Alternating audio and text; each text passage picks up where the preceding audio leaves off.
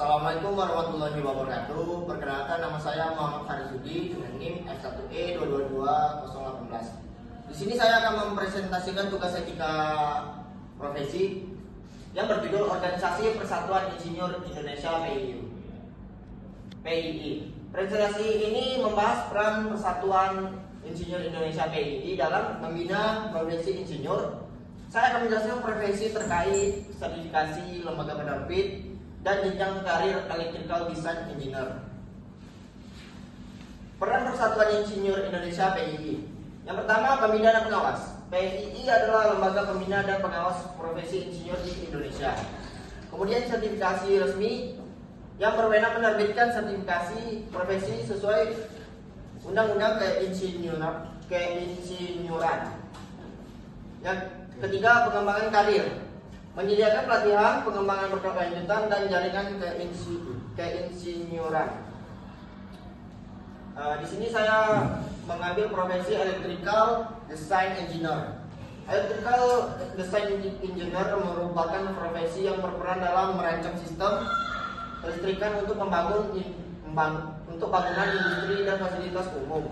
Tugasnya meliputi pembuatan gambar kerja, perhitungan kebutuhan daya, pemilihan perangkat proteksi dan kontrol, serta memastikan sistem memenuhi standar keamanan dan regulasi yang berlaku. Sertifikasi yang dibutuhkan atau syarat administratif.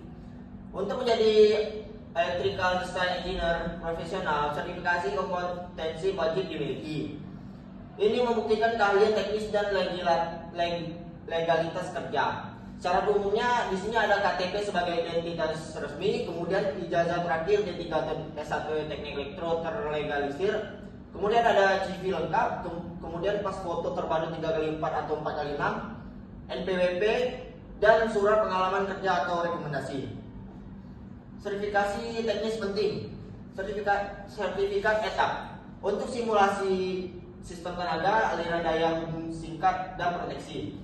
Kemudian ada AutoCAD Electrical, pembuatan skema kelistrikan dan wiring diagram. Kemudian ada sertifikat Proteus, simulasi rangkaian elektronik dan microcontroller. Kemudian ada SolidWorks Electrical Design Sistem kelistrikan 2D atau 3D terintegrasi.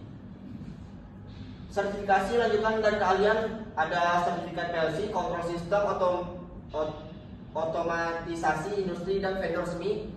SKA dan SKP, sertifikat keahlian S1 3 tahun pengalaman, dan keterampilan SMA atau SMK untuk proyek konstruksi. Kemudian ada sertifikasi insinyur profesional IPT, IPM, dan IPU. Jenjang keprofesian insinyur dari PII. Di sini ada lembaga penerbit sertifikasi. Berbagai lembaga berwenang mengeluarkan sertifikasi Electrical Design Engineer. Ini termasuk PII, LPJK, Autodesk, Etap, LSP, BNSP, dan vendor resmi seperti Siemens dan atau Omron. Tahapan karir dalam Electrical Design Engineer.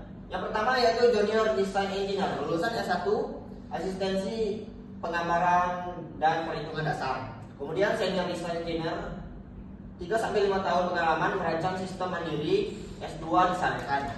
Kemudian di sini ada Lead atau Project Engineer, memimpin tim mengelola proyek, minimal S2 teknik. Kemudian ada Engineer Manager atau Principal Engineer, bertanggung jawab atas teknis dan manajemen proyek besar.